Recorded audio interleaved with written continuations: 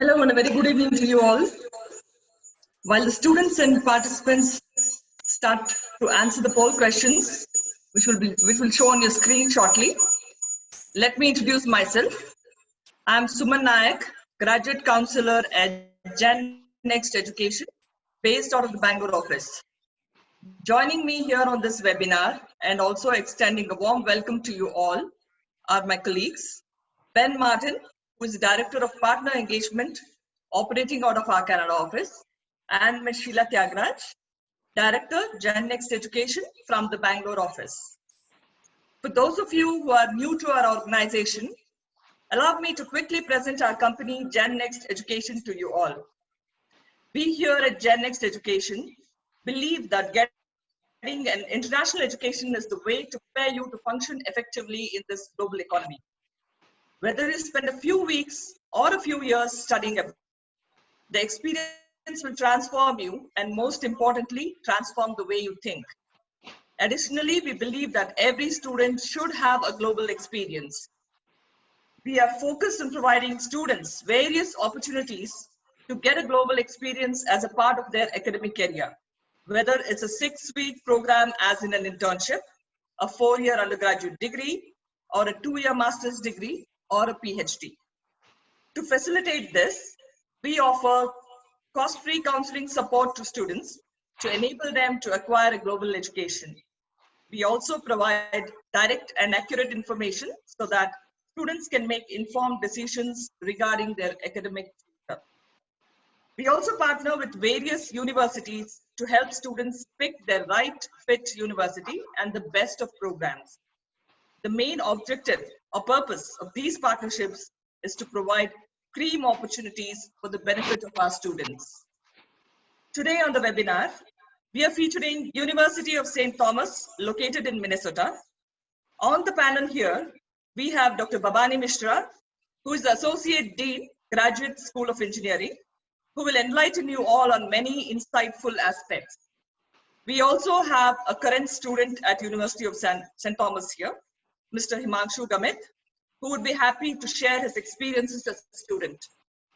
Allow me to extend a very warm welcome to the both of you. Students who are participating on this webinar, let me mention a few important points that you need to be mindful of. Please keep your microphone muted at all times during the length of this webinar. Please type out any questions you have in the Q&A box provided. That will enable us to look at your questions and answer them at the end of our session. Thank you, and over to you, Dr. Babani Mishra.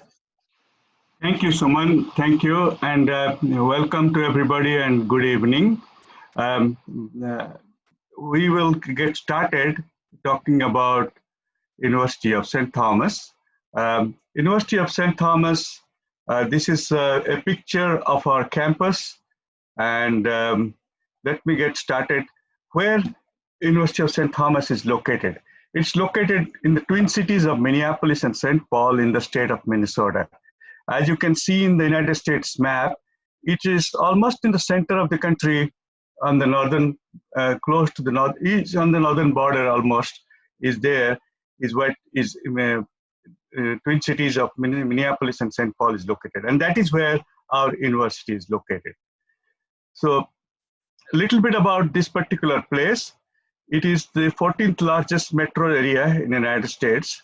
According to the survey and the finding, it's one of the best places to live.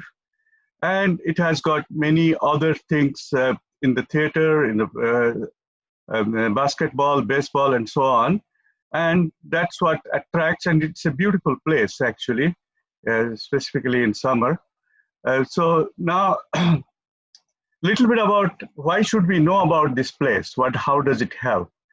What is important when you as a student select a place to go to, you must think of a place where the job opportunities are the best possibly.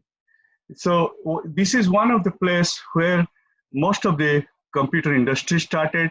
There are many big companies have their headquarters. There are 17 Fortune 500 companies are here. If you heard the companies like 3M, Medtronic, which creates the pacemaker, the Target retail industry, Best Buy, and so on. Cargill. There are so many Fortune 500 companies which are located in this. And they're all within 15-20 minutes from the campus. What that tells us is there are a lot of companies, large and small, which provides ample job opportunity for our students. So that's what is the reason why we want to highlight the place or the location, why it is so important. A little bit about the university itself. The university was founded in 1885. Today, it is the largest private university in the state of Minnesota. It has 8 different colleges, and our program belongs to School of Engineering. In the School of, in the university, there are 92 undergraduate majors, 46 graduate programs. And I think just want to clarify, sometimes in India, we say graduate, postgraduate. What we call postgraduate in India is actually graduate in the United States. So when we say graduate, we really mean postgraduate, just to be clarified, because I have experienced that question being asked. So I've already done graduate. No, graduate in the United States means postgraduate. There are about 11,000 students. Almost 40% of those students are in the graduate programs, that means postgraduate programs in various schools and colleges. We have 3 different campuses, one in St. Paul, that's one side of the Mississippi River. The other side of the Mississippi River is the Minneapolis, where we have another campus. The main campus is in St. Paul. This is a picture of our St. Paul campus. You can see the Mississippi River, which divides St. Paul and Minneapolis. It passes from here. Actually, the Mississippi River, which is the longest river in the United States, starts only 220 miles from our campus. So it starts from a lake and goes all the way to Louisiana into the sea. So we are, this particular river passes between Minneapolis and St. Paul. So this is a picture of our campus. This is a picture of the student center, and in the background you can see the Minneapolis skyline. This is our School of Engineering buildings, where we have software, computer science, math, biology, chemistry, all science and engineering building, which is also almost close to the river. This is our Minneapolis campus picture, just to give you an idea of what the university looks like. That's why we picked up a few pictures here for you to see. So this is our Minneapolis campus, where we have law, business, and education schools. According to the United States US News and World Report, St. Thomas is ranked 139 in the country. There are about close to 4,000 undergraduate schools in the United States. Our Opus College is also highly rated, and School of Engineering ranks 38 in the country. So this is a little bit about School of Engineering. School of Engineering has about 1,600 students. About 900 of those are in the master's programs, and about 600, 700 of those are in our undergraduate. In undergraduate, we have electrical, computer engineering, mechanical, and civil engineering. And in the master's, we have those 10 different degrees: data science, software engineering, information technology, software management, electrical, mechanical, manufacturing, systems, technology management, regulatory science. Just reading out this.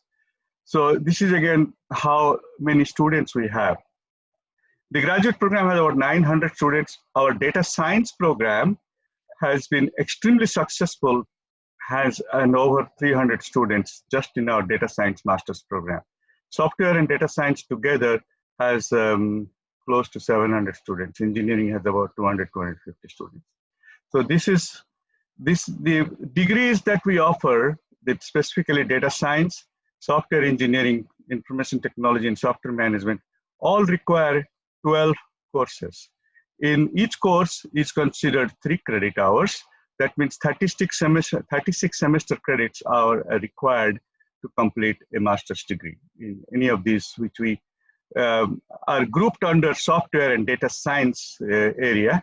Then we have engineering and technology area, which again, all these are part of School of Engineering graduate programs: electrical, mechanical, manufacturing, systems, technology management, and regulatory science.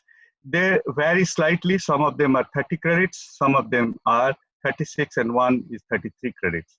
Just to give an idea how long the programs are. And this is to talk a little more about our graduate programs in software. The graduate program in software has been one of the most successful programs for us. It started in 1985. Today we offer 4 different master's degrees, 10 different graduate certificates. We have 45 different courses to choose from. We have over 4,000 graduates of this program, and totally about 700 students are enrolled in this program.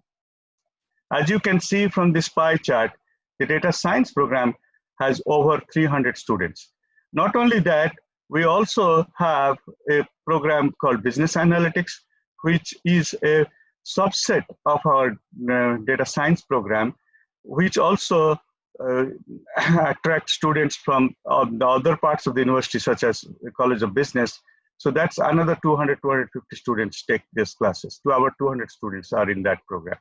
So this department caters to a large number of students and has successfully done so over the period of time.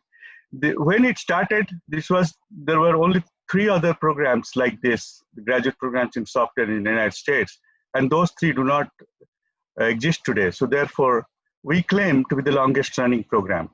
With 4 different master's degrees, 10 different certificates, 45 different courses, 4,000 graduates, 700 students, there is no other program as large as this. That's why we claim to be the largest software graduate program in the United States. So just to give you an idea of how our different programs look like, I'm using data science as an example. So here, the data science program has 12 courses.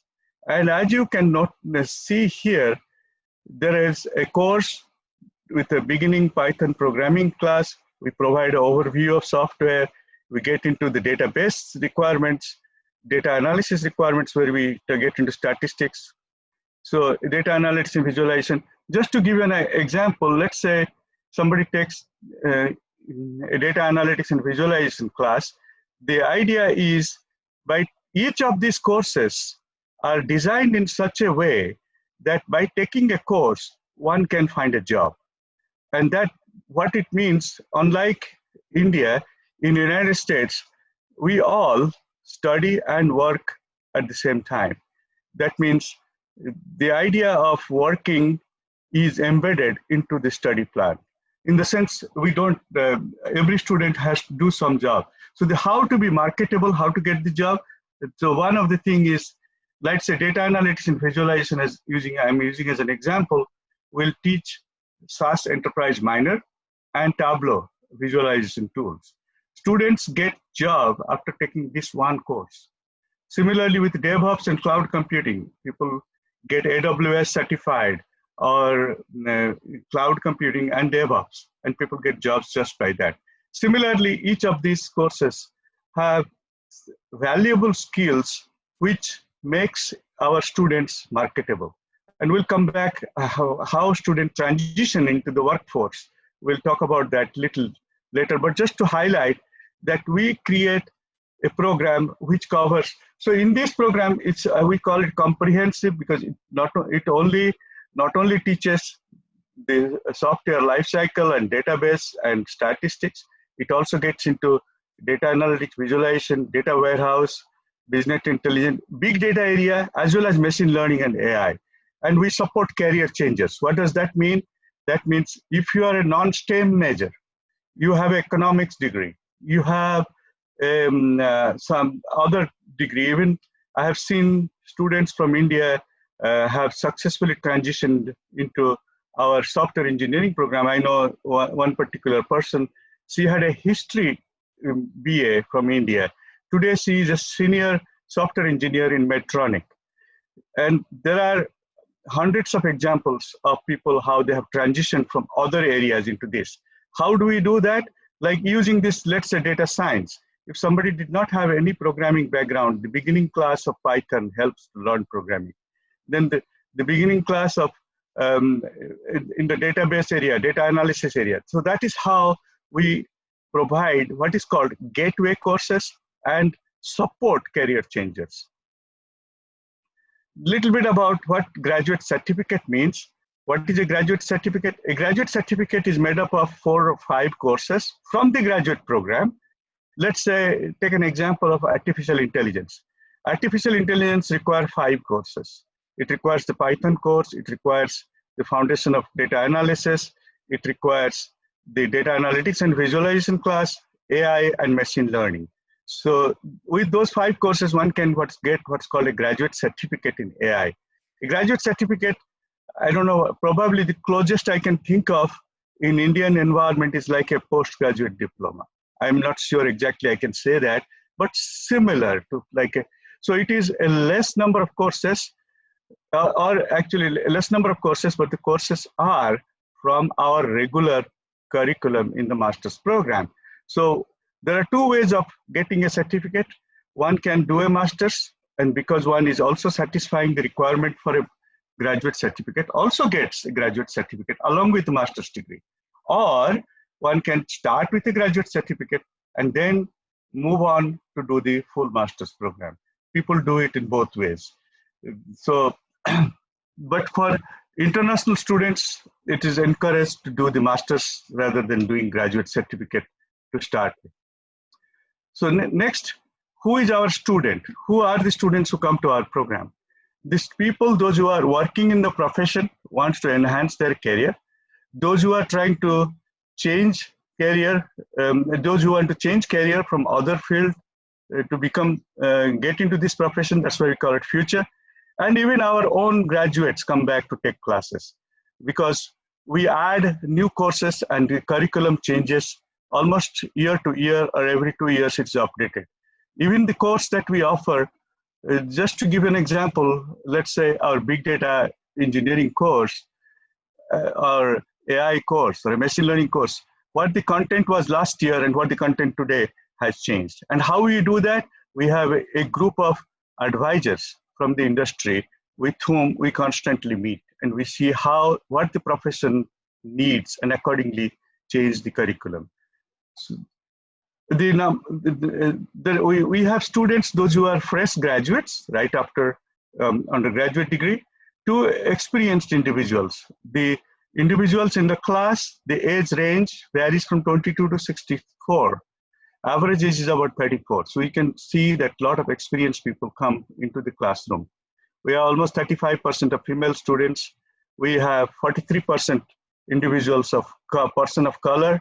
About 33% of our students are international. So 1/3 of our students are international, with a heavy, a large number of students from India and China and many other countries, from African countries, from European countries, from Germany, from France, from different parts.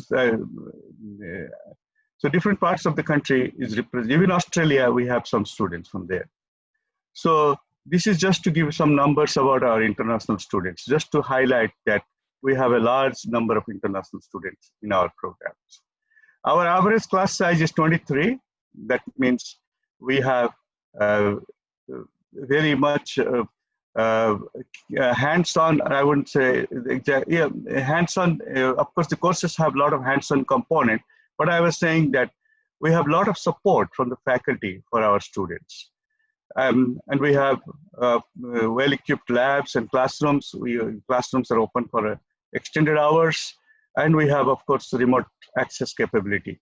And as usual, the method of education, like any other university, is lectures, discussions, case study, team projects, and so on. So we are also very careful about hiring our faculty. Our faculty, most of them have PhDs, but there are also, one of the criteria is if they have industry experience or not. So many of the individuals do have industry experience, those who are in our program. So here is a picture of some of our faculty, but these are full-time faculty. In addition to full-time faculty, we have what's called adjunct faculty. And those are individuals we carefully select from the industry. So for example, if the person who teaches our big data management class, that person works as a senior senior manager or senior director in Target Corporation. Another person who teaches the same class is also works in the Cargill Corporation. We have people from Medtronic, from 3M. Those who are individuals, they may have PhD degrees, but working in the industry, they come and teach the class with us. And we hire them after quite a lot of discussions and also making them present to the class, then only we accept them as adjunct faculty. And they are also very, very useful to keep our offering such that people find value in it and they can be hired in the companies. So these are some of the staff members who support this program. One of the things that is distinguishable for us is when we started this program way back in 1985, almost 35 years back, we started with the idea of educating only working professionals. But of course, we did not limit it to only working professionals, but we created the program designing for that. What that means, we have what's called a non-cohort model. What's a non-cohort model? Which is non-cohort model is a student creates his own plan of study. I will take these 2 courses this semester, these 3 next semester, maybe next 2 the following semester, and they don't have to march through the same batch of students going, starting and ending. What this provides, it provides that if I'm interested in AI, let me choose the courses to get into an AI job quickly. If I want to become a project manager, what courses I should be taking and plan out that way. And only thing we have to ensure that students have taken appropriate prerequisites and plan out in a way so that they don't get stuck. And most of the students actually, I'm talking about international students, get hired after 2 semesters. Now way before they finish the degree, hired by the companies. And we'll talk about that transition process in a minute. But before that, I want to say the classes meet only once a week for 3 hours, 15 minutes, Monday through Friday evenings, so that if somebody got a job, that will not hamper progress towards the master's degree. We also have offers, those who are working as well as somebody who gets a job while being in the program, they can continue to work and take classes. The other thing is, we also have a Saturday format. Saturday format meets for a longer duration, but our normal semesters meet 14 weeks or 14 times, whereas Saturday classes meet 7 times because each class is twice as long and 7 Saturdays. So it meets every other Saturday, every alternate Saturdays. One of our biggest strength is the ability to change and change to meet the industry needs and market trends. The way all our courses, all our degrees are structured, there are certain required courses or core courses and electives. So individuals have to complete those required courses in each of the degree program and choose electives from a wide variety of courses, including courses from our business school and other parts of the university as well. So we are constantly evolving. We are always innovating new curriculum. Because of the applied nature of our program, the students are hired and employers value our program. So that helps our students to get jobs faster. We support career changes.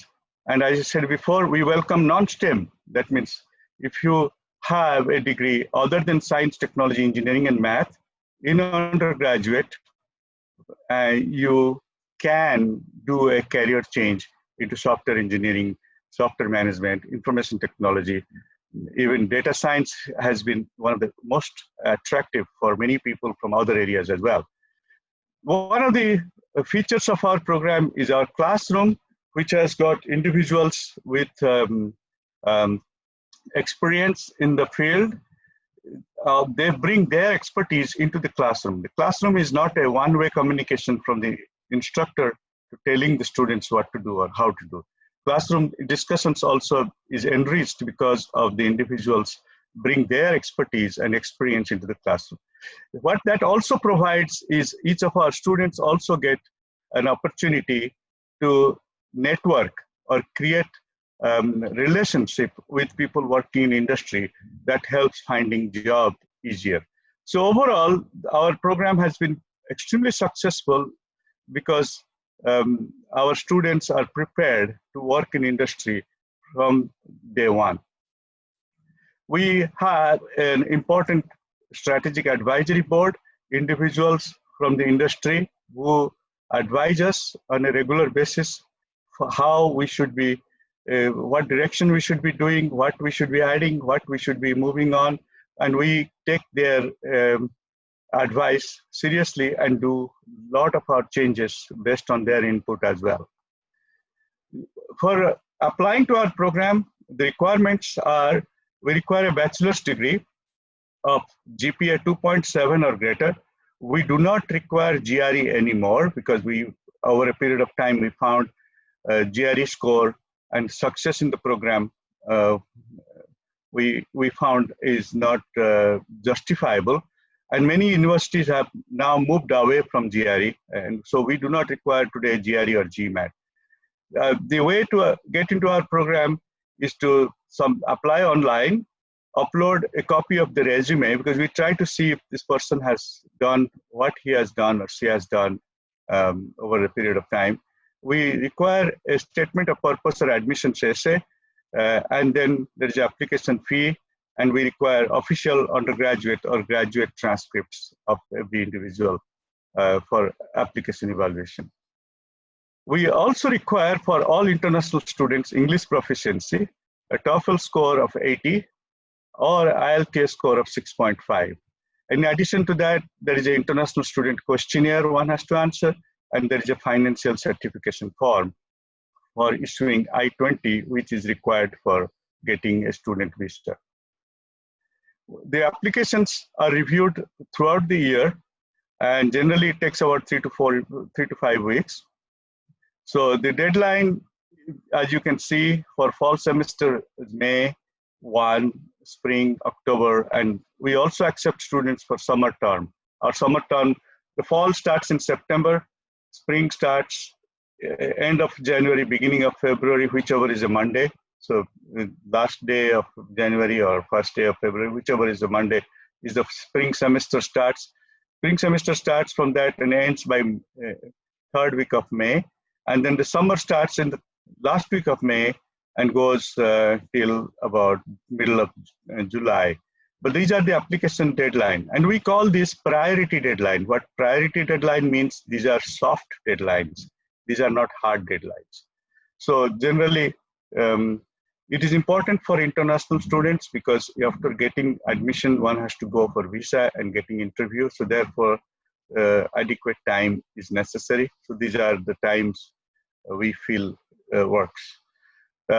We do accept, there is rolling admissions anytime, but the priority is given to the next semester if somebody wants to get it. And then we can accept a little bit of flexibility beyond the deadlines if you contact us. The cost of education, our tuition is $1,173 per credit hour, and each class is 3 credits, so that's about $3,500.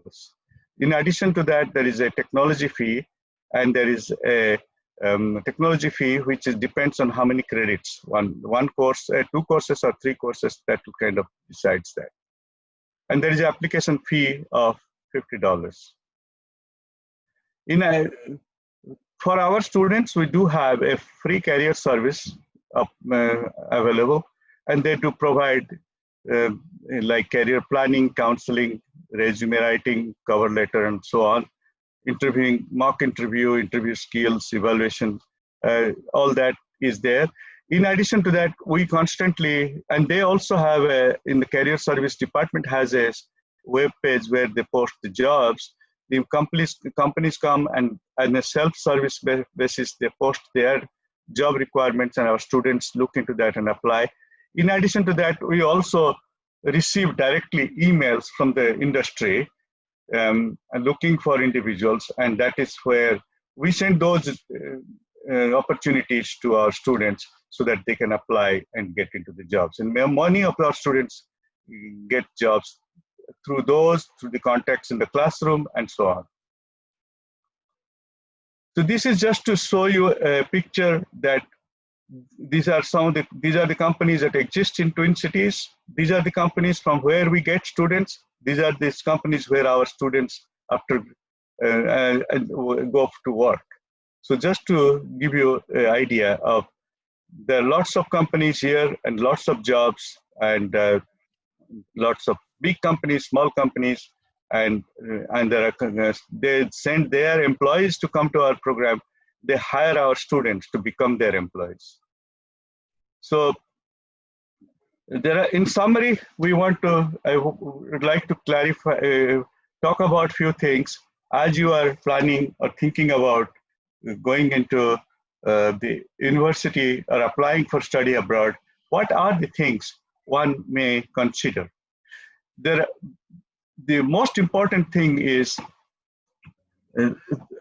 why we all study or go for higher education is to better our career, to do better things. So there are universities which are only focused on the research activities. There are but there are universities which is also doing research and creating research environment, or maybe of more applied nature, and also preparing students to work in the profession. So our university is the kind which does applied research. There are some faculty who do theoretical research also, but most of them are applied research, or they may have a project from a company to do certain research, or developing some proof of concept of a product, or creating a tool for a company. So those, we are more focused on our research side to work for a company, or our students and faculty are engaged in that way. And then our courses are designed such that the students can work in the company. So we are preparing individuals to become professionals or be successful in the profession. That's what we prepare. So when you are looking at a university, that is one thing you may consider. Is this where I can transition quickly into a job market? That's one thing to consider. Second thing is the location to find job opportunities. So like in the bullet items, in the last item in the slide, so job opportunities. The place, there are universities in very small university towns. The only thing that one can get engaged in those places is to study in those universities. The job opportunities in those small towns are not much. So to be in a metropolitan area with a large number of universities, a large number of companies is also useful from the job opportunity point of view. That's another thing to consider. The next thing is cost of education. The cost of education has two components. One is how much it costs as the tuition and how much it costs to live. If you live, compare, let's say, staying in St. Paul and Minneapolis area. St. Paul is where our university is located. There's basically one city, only dividing is the Mississippi River going through there. It's a big city, and we call it as two cities. So the cost of living for, let's say, accommodation is relatively way less than larger cities. Like, for example, if you compare an accommodation in New York versus in St. Paul, it will be 1/3 the cost. And then the other thing is the program is current and relevant to find an employment. And how comprehensive is this program? And what kind of support for the students this program provides? These are some of the things one has to consider. So now for an international student to transition into the job market and ultimately get the right job and get into it, this is what one can expect to happen. If one gets into this university on a student visa, or any of the universities in the United States, if you are on a student visa, you are allowed to work up to 20 hours per week. And it is important to know that does the university has enough jobs to provide to the students. So that's another thing to think about. So international students can work up to 20 hours. And one thing I always encourage each and everyone who comes to our campus, please find a job on campus, whatever may be the job. Many times you'll get a job in the computer labs, maybe in the library, maybe in a research lab, some of this, but it is important to find a job. Why it is very important? Because in US, if you are looking for a job, first they will ask for reference. Who did you work for and what the reference you have? So because of that, the students need to build up the reference and also have to understand how things work. And almost everybody who grows up in this country and who studies here, right from 9th grade or 10th grade, 9th, 10th class, they all work in something or other along with studies. So working is part of the culture. So that's why I encourage international students to study. Sometimes some students say, no, I want to finish my degree first. I said, your job is to get a job. So if that is your goal, get started working on campus right away. Then the other thing is the United States rule allows what's called curricular practical training, which is available after 2 semesters as an enrolled student. So that's called CPT. And with that, one can get a job in a company. And that's what most of the students do. They have taken enough classes and learned new skills, and they get hired as an entry-level position in many of the companies. That's what many of the international students do. For international students, there is also, CPT also is 20 hours per week during the academic year, and it's 40 hours during summer months, June, July, August, 3 months. And so that is how individuals are able to work for a company and prove to them before even finishing the degree, thereby establishing that when they finish their degree, they are already, the company may hire them for long term. So then that means the company gets a chance to know about the individual, and the individual also learns what to do and how to do in a company. And so the next thing is what's called optional practical training. This is after completing a degree one gets for 1 year full-time work. But because all our programs are part of STEM, science, technology, engineering, and math designation for all our degrees, so there is a 2-year extension.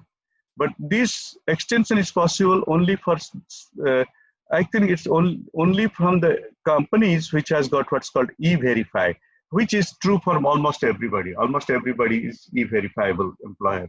So that means effectively one can start working on campus, then work on CPT while being a student, and then work on OPT after graduation.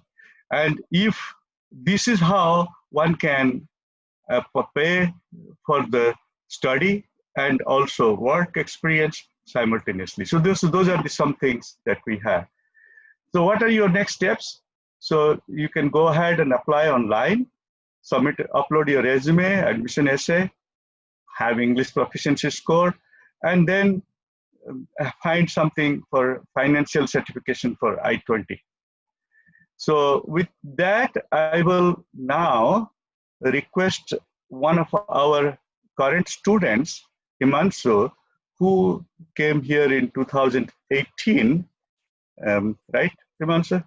2018. Yeah, and I would request him to share his experience, and after that, we'll open it up for questions that you may have. Go ahead. Okay. Thank you, Dr. Mishra, and I am honored and thankful to Dr. Mishra and GenX giving me opportunity to share my experiences with University of St. Thomas. Right now, I am a data science graduate student, and I came down here in 2018. The campus, St. Paul campus, is well connected to the airport, and it is well connected to the downtown, I mean Minneapolis and St. Paul, main city, and all the places where we want to buy groceries and all the day-to-day basis things. So when I came here, this place was completely new to me. In the beginning, I faced a problem with understanding the culture, but the community was very welcoming and helpful. And it took me a while, but later when I joined the on-campus job, I made so many new friends, and the St. Thomas community became like a family to me. And the on-campus job also helped me with my expenses, which is easy to get here. And if we talk more about the coursework, it is intense and diverse with so many exercises and practical methodology. It prepares you well for your career if you work hard to learn the basic concepts. There is opportunities to work on projects as well under the professor, where there is a chance like you can, if you want to do a research work on data science project or a software engineering project, you will be able to do that too. Now coming on to off-campus jobs, there are many technology companies here. They will be happy to hire you provided you meet their position requirements. So if I want to mention the companies like Target, Cargill, United Health Group, those are like one of the big companies who hire technology people in here. And finally, Twin City has a natural heritage with different seasons and best place to do masters in United States. So that's what my experience with St. Thomas so far. And I kind of enjoyed it a lot. And I'm done, sir. All right. Maybe we can answer any questions. We both can answer questions, whoever has. Definitely. Thank you, Dr. Bhavani and Himanshu. So before we go ahead and answer the questions of our students, I know some of them joined in late, so let's relaunch our poll so that most of you can, submit the questions. Ben, if you could bring that poll again, students can submit their questions, please. Thank you. This will take less than 30 seconds, and after which I will answer any questions the students may have.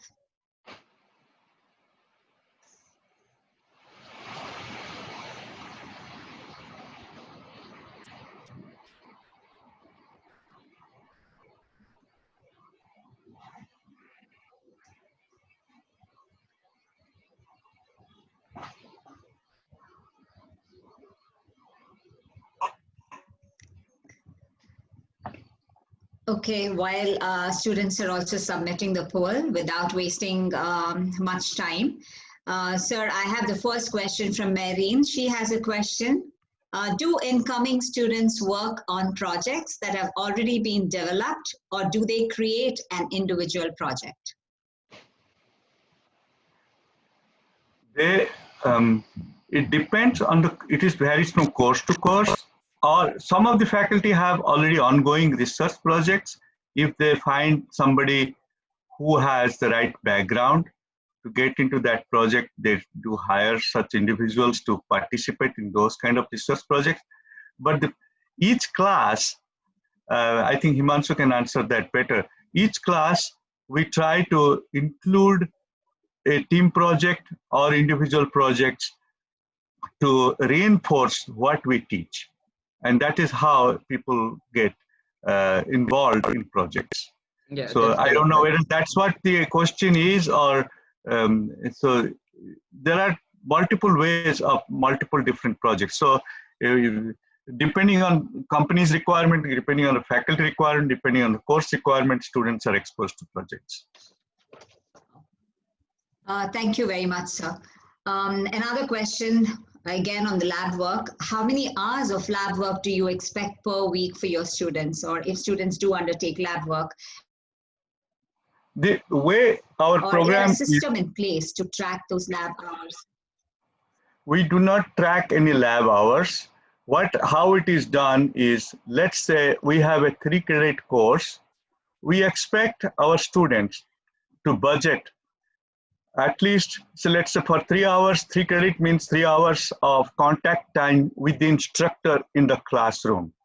We expect another 6 to 9 hours of personal study time to do that. That may include doing assignments, doing projects, maybe working in the lab or working on a computer at home, depending on the particular course that one takes. But we expect to budget time. So that means if somebody takes 6 hours or 6 credit hour courses, 2 courses, one should plan to budget about 12 to 18 hours of own study time to be successful, to do well. So that is what we expect. But we do not track how many hours one is spending after the class on his or her own time. We do not monitor students in that way, because graduate students are different. Graduate students are expected that they already have certain level of maturity, and they're going to take care of their own self development and self responsibility. So we do not monitor students saying how many hours one spends in the lab, but we expect the students to do the assignments, the homework on time, the projects on time, participate in the teamwork, and so on. So that is how the whole thing is. So the responsibility, automatically, we try to develop the responsibility of individuals, how they can be successful at the workplace, and that's how we do it. Thank you, sir. But there's another question regarding courses and capstone project. So what kind of courses and capstone projects should a student expect? What would your advice be on that? So it depends on degree to degree. There are certain degrees require capstone courses, certain degrees do not require capstone courses. But we do have a course called project course that somebody can take if wants to do a particular project in that particular field. So like in the data science program, we have a course called data science projects course. In the software engineering and others, we have what's called a project course. It's a 2-semester long courses. So the projects is, in our case, is optional, because we try to not insist on that particular, but whereas there is a capstone course in technology management, one has to do it. So depending on the degree, it varies. So the way the entire program is designed or is offered, there are required courses for each degree, and there are elective courses. And parts of the elective courses, one can choose project as an elective. And that's how the whole course is structured. Great. So I know you spoke about data sciences and data analytics, and here we have a question from Seema, who's asking us whether work experience in data sciences improve any chance of admission? It will certainly help. Previous work experience. The previous work experience will certainly help a student coming into the program to find jobs on campus as well as jobs after 2 semesters, and definitely improves chances for admission, but that is not the only criteria or not the primary criteria for admission. But yeah, that's why we ask for a copy of resume to look at the background. But that will not make somebody disqualified if one does not have work experience. But work experience does help. Okay. So I know students were very confused about 15 years of education versus 16 years of education. So our first question to you is that, does University of St. Thomas accept 15 years of education? If they do you require an international credential evaluation we do. By an authorized agency? Okay, sir.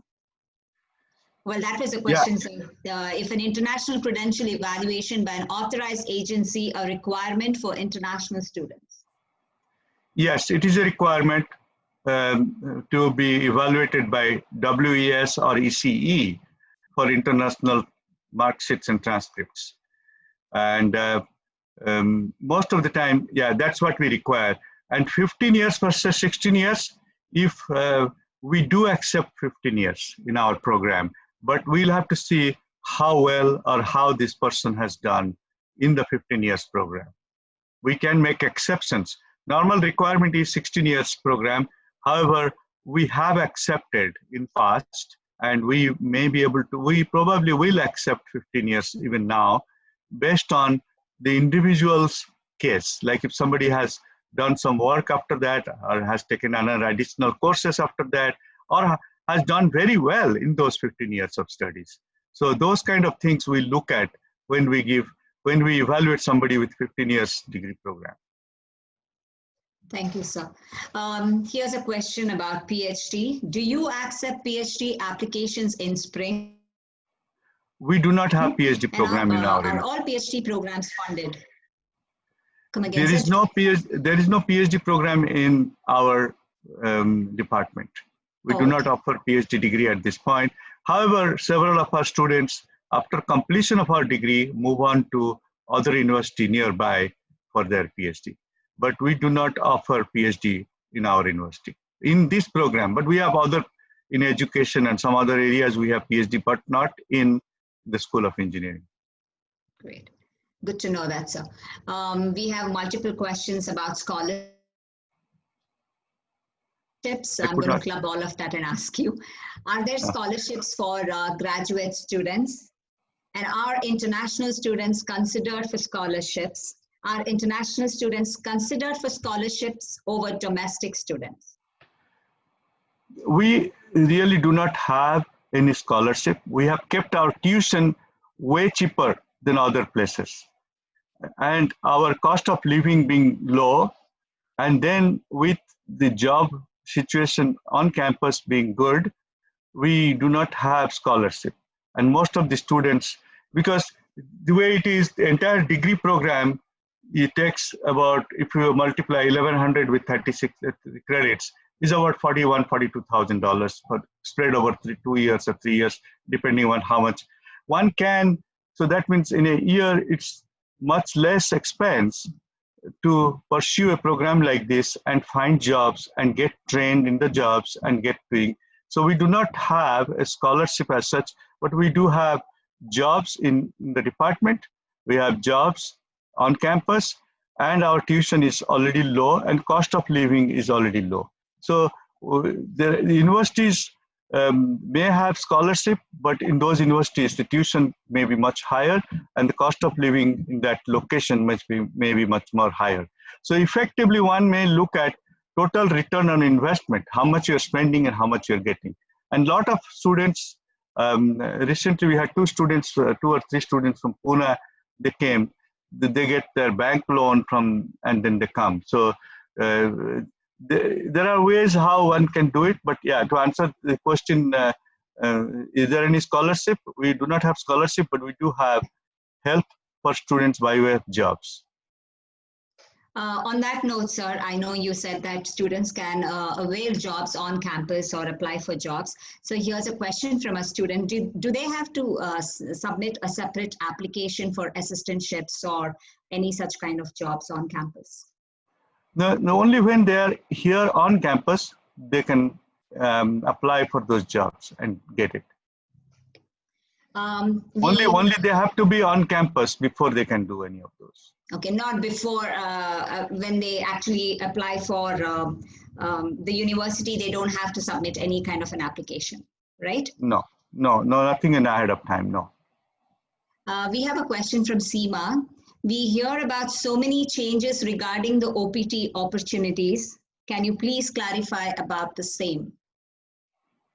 As of now, there has not been any change.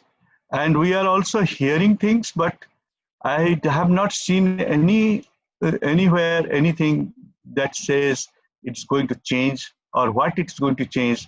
There is no communication from anywhere from the government so far, as far I know, on this particular thing. As far as we know, the same thing still continues. There may be statements somebody may be making, but officially there is nothing we have heard. Even unofficially, we have not heard anything. Thank you, sir. This is a question for Himanshu. Could you please brief about housing? Is housing available on campus or off campus? Yeah, housing is available around here on campus as well as off campus. So you just have to reach out Residence Life office and see if there is a spaces available. And there is a good chance if you reach early, you will get the place. So it totally depends when are you arriving on campus and how long it will take. I mean, it will be easier to get housing for sure. Okay. So you have to be proactive when you try to get Himanshu, also could you please Okay. Could you also please let the students know about how or what is the student community like at University of St. Thomas? So we do have international students and students from all around the world. So we kind of meet undergrad to graduate, all different sorts of students on day-to-day basis. So like when you participate in events, or if you go to the gatherings, or when you do the on-campus jobs, it is likely you will make so many friends. And then obviously once you have a circle, you will have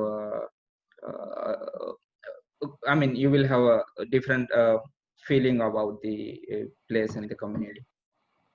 And what was the transition like from your undergraduate degree to a graduate degree? I know you did mention that, you know, initially it was difficult for you to accommodate, but how would you explain that transitioning from your undergrad degree to grad degree?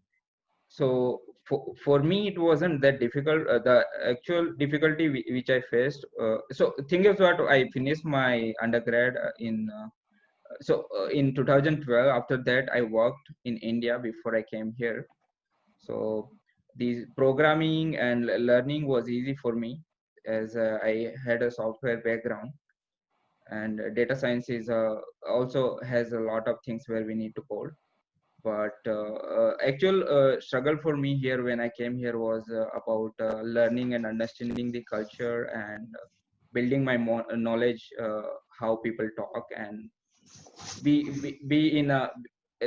comfortable with the people. So that's what my in the beginning trouble, but later it got sorted out as soon as I started making friends. I think that makes sense. One of you could answer this question for sure. How easy is it to find summer jobs and other kinds of work through your school? We have many on-campus jobs. So during summer also, you can easily get job in our IT department or GPS department, or somewhere on research projects. So like for searching a job also, if you are proactive and looking for and talking to people around here, you will get it on campus. But if you want to check out something off campus also, you just have to reach out and apply for the positions, and it will be easier to get the job. Thank you, Himanshu. I think this question is for Sir. How good are job opportunities for people whose undergrad degree doesn't match with the master's degree? Will that work negatively while attending job interviews? I think a student is telling, Sir, I think you got the question, or you want me to repeat that? Yeah, I can. I think I can answer that question. What we have seen, we have almost 40% of our students are in that category. They had an undergraduate degree in a different field, and they transition into software or data science or even mechanical and electrical engineering without an engineering degree. But in the United States, you get a job if you can do the job. Does not matter what you did before. And people do change career as a normal practice. I have seen individuals changing drastically career from one field to another field. And so that is not, to answer the question, that does not really matter. What matters is what you know now, and whether you are able to capable of doing the job or not. They don't look at your undergraduate degree at the time of hiring. They look at whether what you have learned, do you know this thing, skill set, and then can you do the job? That is how you get a job. Nobody looks at your undergraduate degree, if it was in history or geology or political science, but you are doing software engineering. That does not really matter. It does not matter at all. Well said, sir. Thank you so much. Another question, sir. Since with the current situation, since most of the students who intended to join fall of 2020 are deferring their admissions to fall of 2021. So will this impact the chances for admission for students who are applying for fall of 2021? No, it will not. But I would encourage not to defer that much. If they are planning to 2020 fall, they can come in spring of 2021 or summer of 2021. there is no need to defer it by 1 year. They can defer it by a semester. And at that time, if the situation has not improved, they can defer it again by another semester. But applying and securing the admission is a good thing, and then should be only a simple thing to move it.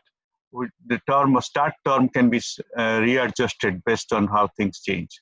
So there is no need to defer it by 1 year, but one can apply for fall 2020, get the admission, and if the consulates do not open, the travel ban, travel difficulty still continues, things are not under control, one can always defer it to spring or to summer or to next fall. But I would encourage anybody who is interested should apply and should not defer it just assuming things will be different. Great. This is mainly admission related question from a student who says he has a 7.4 CGPA in his bachelor's degree and has a work experience of 2 years and has 15 projects and 2 review papers. So what is the chance of getting an admit at your university? For what program? I think it's for computer science for sure, knowing the student. Maybe data science or software engineering. Yeah, it will be not a problem. He will get it. He or she will get it. Hearing what you just described. I think we lost you over here. So anyway, sir, so I think we've answered almost all of the questions that students had. It's for mechanical engineering. Well, you don't offer mechanical engineering at university. Yeah, we do. We do have mechanical, electrical, technology management, systems engineering, manufacturing. Yeah, for mechanical engineering, that will work, actually. Okay, great. Yes, mechanical engineering is also part of our program. Yes, we have 10 different degrees as we had listed. Yeah, the mechanical engineering program will, what you just described is definitely possible to be admitted into mechanical engineering. Any last minute advice from you or Himanshu for our students here? One thing I think maybe I can say, if there is an email address on the screen, gradsoftware@stthomas.edu. There is a phone number. There is a web link, which is link.stthomas.edu/India, which has been specifically created for Indian students. You may like to visit that. We also just added a WhatsApp number, and fortunately or unfortunately, this person who has the phone is on vacation for a week, so you may not get a response right away. So, but feel free to email at that particular email address any questions you have and anything that you would like to talk to me individually. Even I can even call you and talk to you in person if you have a question. Any of you want to talk to me, send an email and asking for a time to talk to me, and we will schedule a time and I will call you and talk to you to answer any individualized questions that you may have. Number one. Number two is go visit our website, look into our offerings, look into the application process, again, if you have any questions. And the other thing I would like to say, if you know of any friend or any colleague or anyone who can also benefit from a program like this, please tell them, and tell them also to send email and ask for a time to talk. I will be happy to talk to any of you. And any other questions that comes to your mind later on, again, feel free to email or call or send a WhatsApp message. But WhatsApp message may not get a response for a week. So that's the only thing I wanted to clarify. But the rest of it is good. Anything else, if you have, let us know. Well, with that, we've come to the end of the webinar. Thank you, Dr. Babani and Himanshu, for providing such valuable insights to our students. That was absolutely wonderful. And thank you very much for answering all of the questions. I think you covered it all, and most of the questions were answered. And as you said, students can connect with you directly, or they can also reach out to us, and we in turn can connect them to you. And to all our participants on this webinar, please register on our website, which is www.imfutureready.com, only if you've not done that already. And as I've already mentioned, our team will guide you through to help you achieve your dream of studying abroad, all free of cost. You can also email us at future@GenNextEducation and mark us as your safe sender. And please, you might have received our WhatsApp number as well. My colleague Suman must have sent you messages, so please save that WhatsApp number. And thank you once again for joining us on this webinar, and stay tuned for more information from us regarding upcoming webinars. Thank you, everyone. Thank you so much. Thank you. Thank you, Suman. Thank you, Sheila. Thank you, Ben. Thank you, Himanshu. Thank you, everybody, for participating. Thanks, everyone.